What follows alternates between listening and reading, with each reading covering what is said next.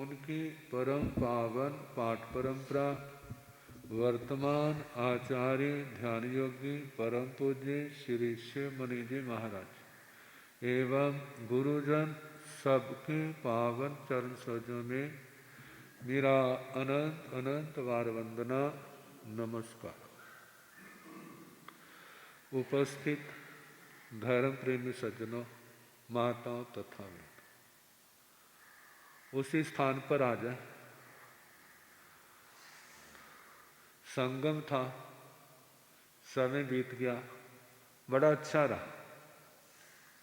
अब हमारा जो प्रसंग है 9 तत्वों में संबर द्वार और 8 प्रवचन मात्र, 5 समितियों का वर्णन सुना दिया। अब 3 गुप्तियां हैं और उसमें मन गुप्ति।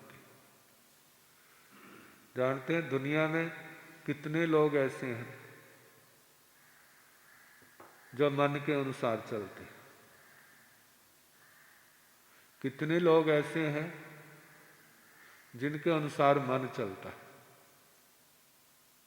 ज्यादा कौन है?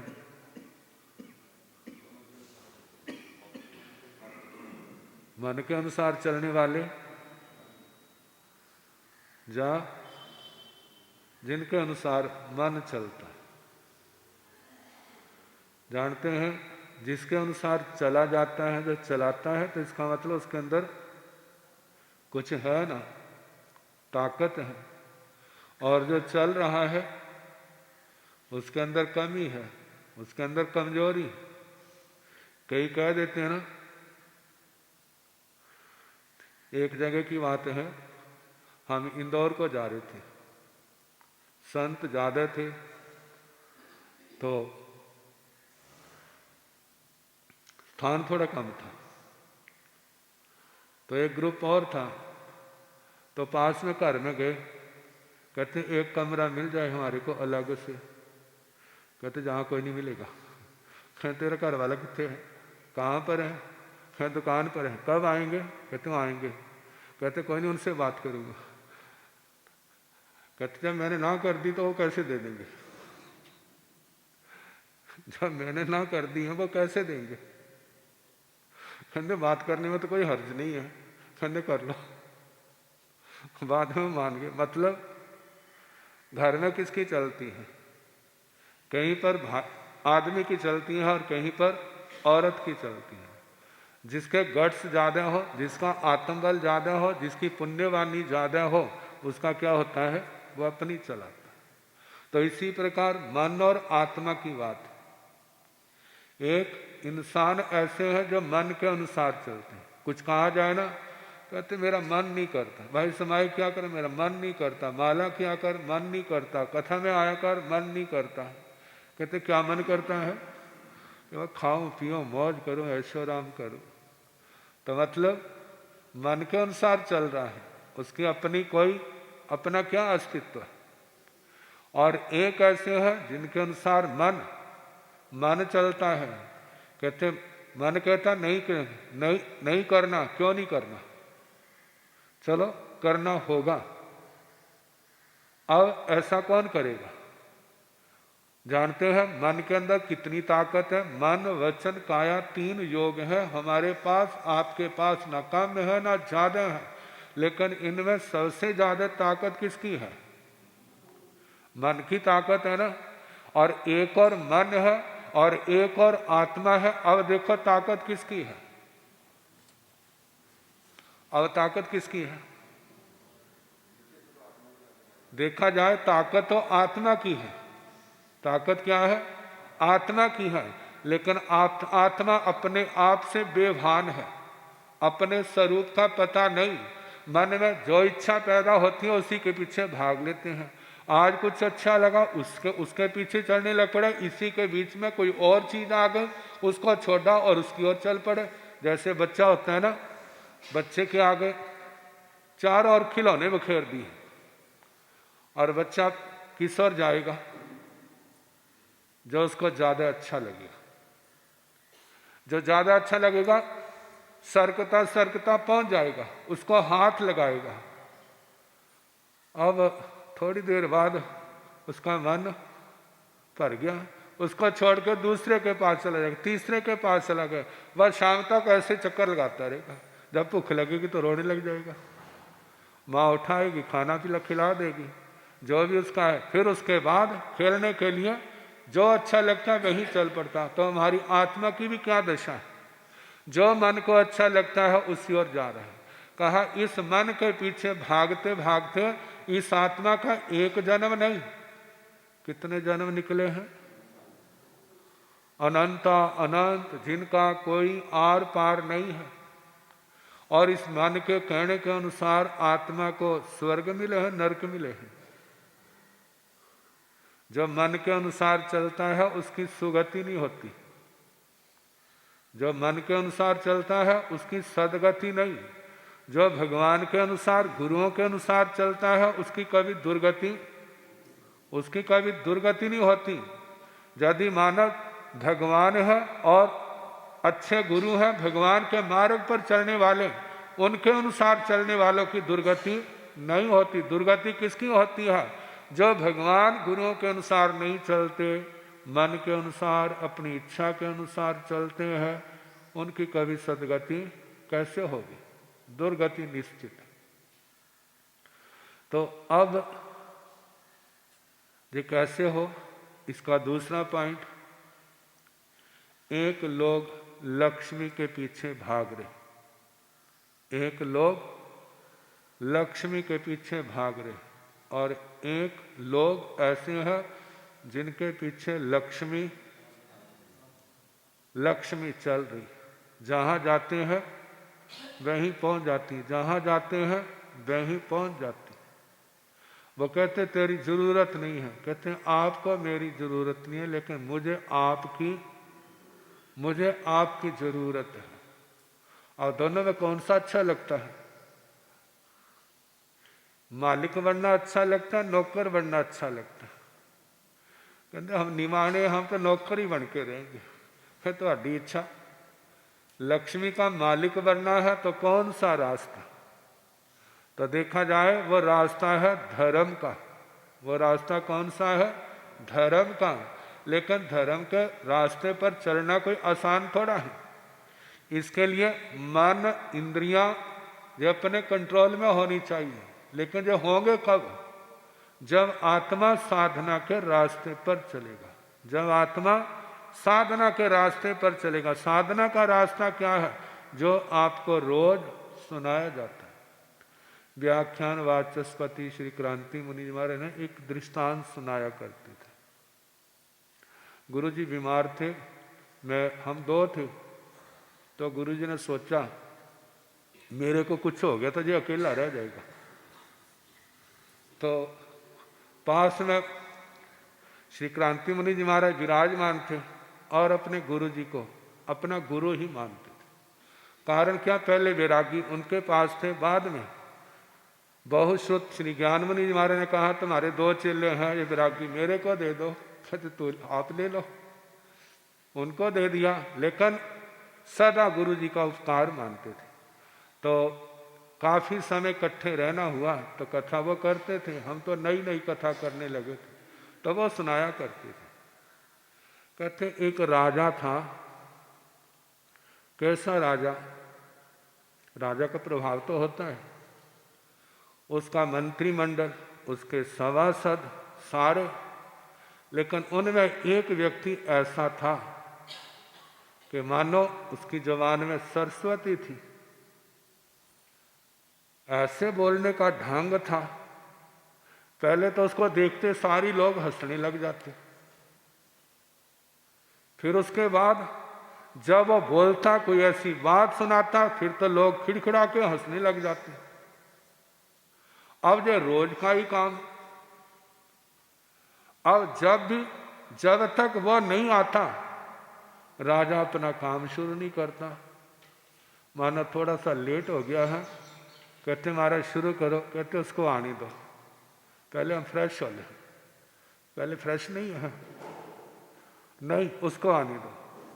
जब काफी समय हो गया ना, तो उस भाई को लगा जब तक मैं नहीं ना जाता तो राजसभा शुरू नहीं होती। देखो भला, मैं बड़ा हूं, राजा बड़ा है। कहते किसी बहन को जे अभिमान आ गया, कहते सुबह कब होती है?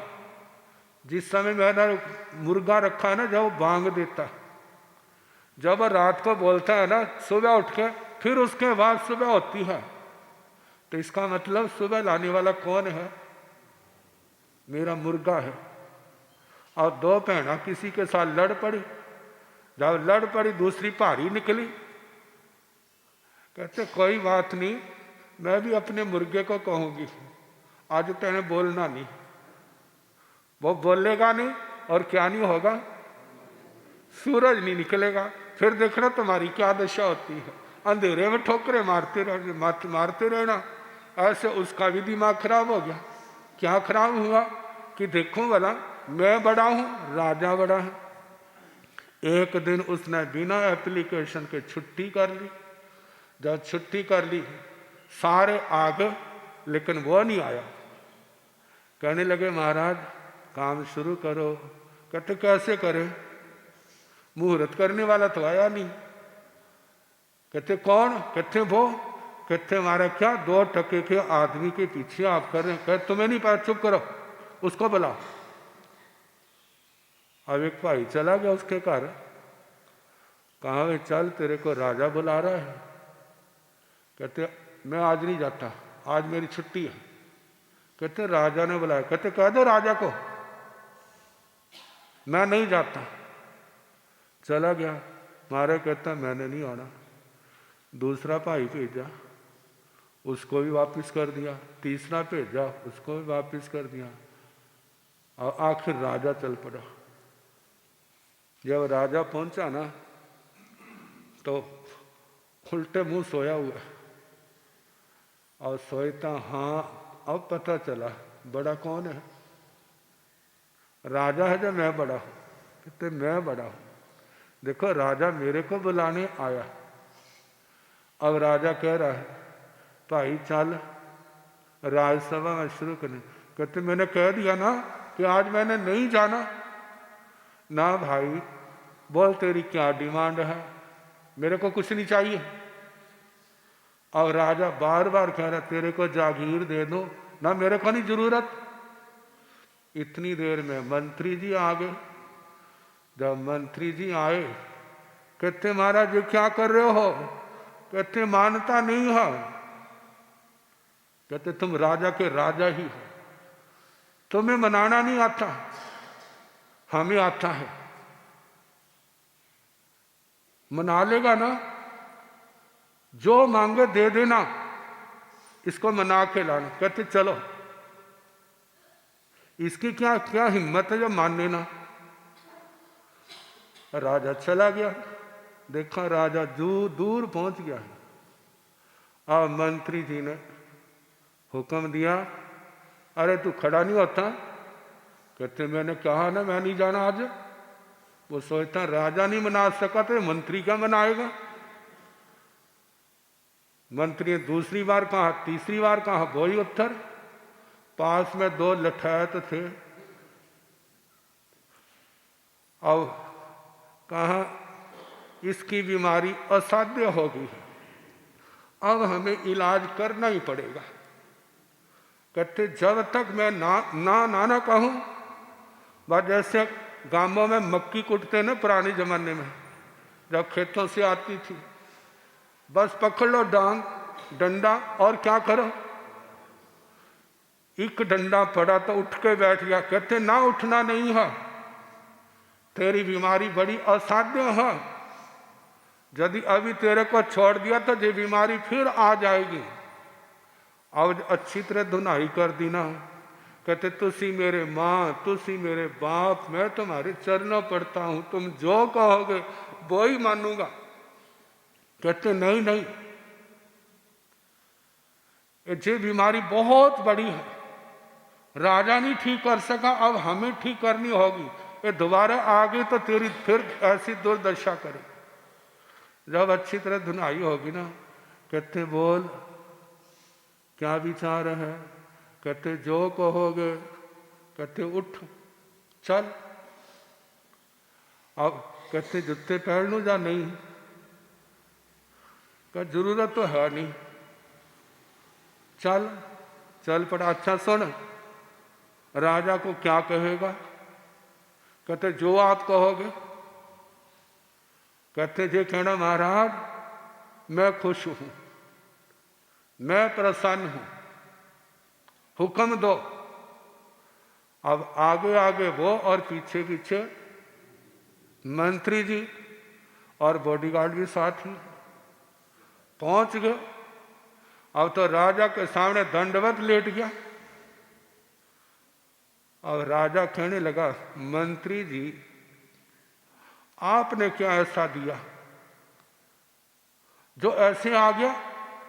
मैं इसको जागीर दे रहा था, आपने क्या दिया?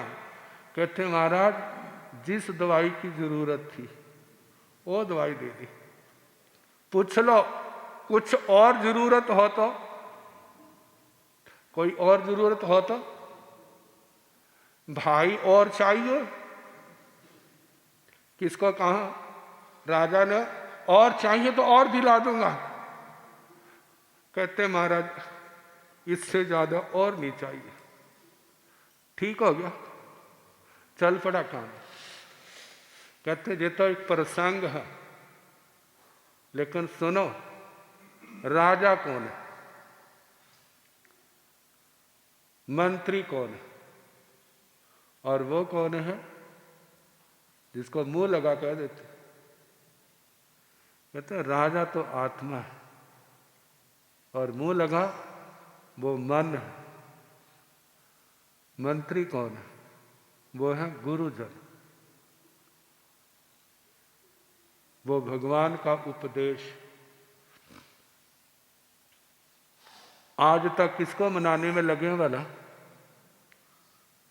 किसको मनाने में लगे? किसको खुश करने में लगे? मन को। लेकिन ये ऐसा है, आज तक खुश हुआ वाला? कितनी देर की खुशी होती है? जो मानो खुशी होती कितनी देर की, फिर वैसे का वैसा, इसका मुंह टेढ़े का टेढ़ा। अब मंत्री जी आते हैं, जीवन में गुरुजन आते हैं। कहते हे आत्मन ये क्या कर रहा है? कहते मानता नहीं है। ऐसे थोड़ा मानता है, ये तो अपने आप मानेगा। कहते कैसे मानेगा? कहते आप चलो हम मनाते। कहते आज क्या खाना है? दही बड़े, गुलाब जामुन, रसगुल्ले, क्या खाना? कहते जे खाना। कहते चविहारी उपवास। क्या? चविहारी उपवास, कुछ नहीं खाना पीना। अब वो सोचता तेरे को तो ये पूछा जा रहा क्या खाना है, तो बिल्कुल ही पत्ता साफ कर दिया। अब कुछ नहीं मिला। आज क्या खाना है? क्या लेना? केसर वाला दूध? कुछ नहीं मिलेगा। जब कुछ नहीं मिलेगा, अब पेट में तो चूहे कूद रहे हैं। जब 2-3 दिन हो गए ना कुछ नहीं मिला, अब वो सोचता जे मक्की की सूखी रोटी भी मिल जाए ना तो वो भी मैं क्या कर लूंगा, वो भी मैं खा लूंगा। कहा तो बढ़िया से बढ़िया पकवानों पर भी उसका मन टिकता नहीं था, लेकिन आज कहां पर आ गया? रूखी रोटी के ऊपर भी आ गया है, रूखे चपाती के ऊपर आ गया है। कहते वह नहीं होगा, मेरे दांत मजबूत है, मैं उनसे चबा चबा के क्या कर लूंगा, नरम बना लूंगा।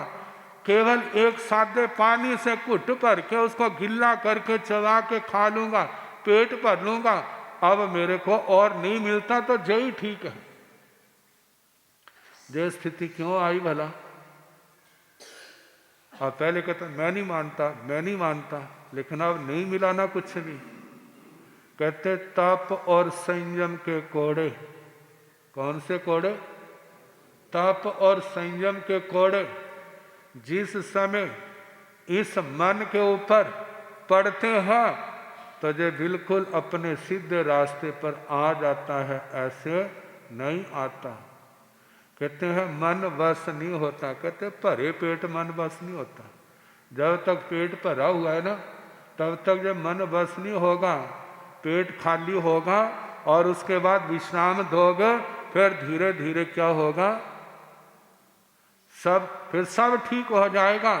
जिस समय सब कुछ था तो ना कि हर समय टेढ़ा रहता था, लेकिन जब किसी भी कारण से सब कुछ चला गया और चारों ओर से निंदा हो रही है, अब सोचता है जो छोटी सी झोंपड़ी भी मिल जाए ना तो मैं उसी में गुजारा कर लूँगा। केवल 2 टाइम रोटी मिल जाए और सादा कपड़ा मिल जाए, उसी के अंदर मैं क्या रहूँगा, संतुष्ट रहूँगा। जो स्थिति कब आई, जब ये विनाश सामने उसके आया, फिर आत्मा जागा। अब तो ऐसे करेंगे तो गुजारा होगा, नहीं तो क्या होगा, खत्म हो जाए।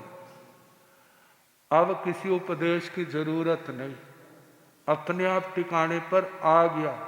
तो इसी प्रकार कहा है, मन के पीछे दुनिया चलती है लेकिन योगी के पीछे मन चलता है।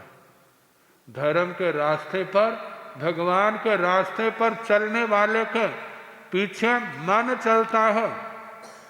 जिसकी पुण्यवाणी अखूट है, अक्षय है, उसके पीछे लक्ष्मी चलती है।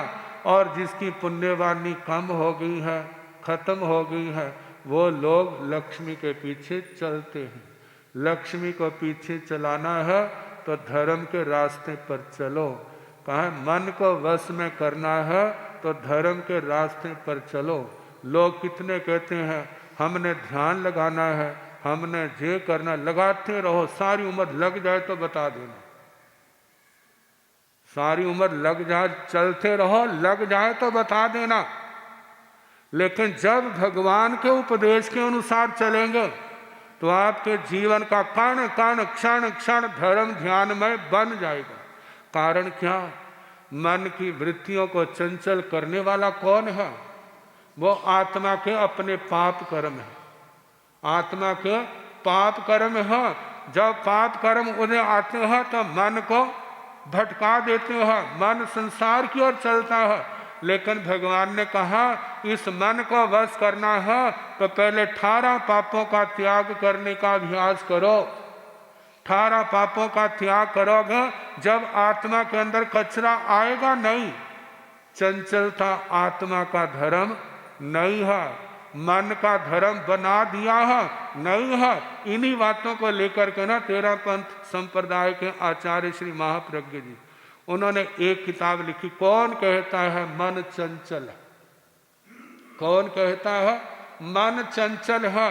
कहा जो हमारे अंदर जो दूषित प्रवृत्तियां, हमने संस्कार, पाप कर्म आत्मा के अंदर इकट्ठे किए हैं, वो उसको शांति से बैठने नहीं देते।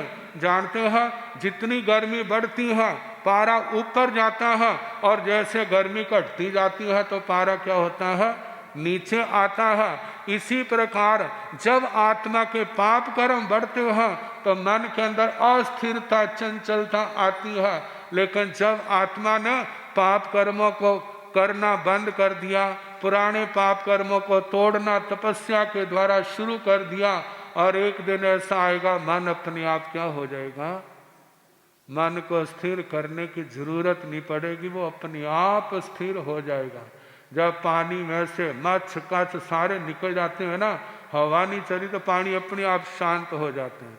जब तक उसके अंदर जलचर जीव है तब तक पानी को करते रहो शांत, वो कभी होने वाला नहीं है। इसी प्रकार जब तक आत्मा 18 पापों का त्याग नहीं करती तब तक ना मन वश में होगा, ना वचन वश में होगा, ना काय वश में होगी। हमारे गुरुजनों ने जो परंपरा चलाई है सामायिक संबर की, नियम व्रत की, जिसके पीछे भाव क्या है, हमारा जीवन निष्पाप हो, पाप का हम ज़्यादा से ज़्यादा त्याग करें, पूर्ण रूप से त्याग करें, जिससे हमारे अंदर कचरा इकट्ठा होगा नहीं। तपस्या करें, पूर्व का कचरा क्या हो जाएगा, साफ होगा। आत्मा तो परमात्मा का रूप है, बस इसको पाने के लिए मन गुप्ती, वचन गुप्ती, काय गुप्ती, भगवान का उपदेश, भगवान की शिक्षाएं, उनको जीवन में स्थान देंगे तो हम अपने लक्ष्य पर अवश्य पहुंचेंगे। समय काफ़ी हो गया, कल जैसे समय होगा सुनाने का प्रयास करें।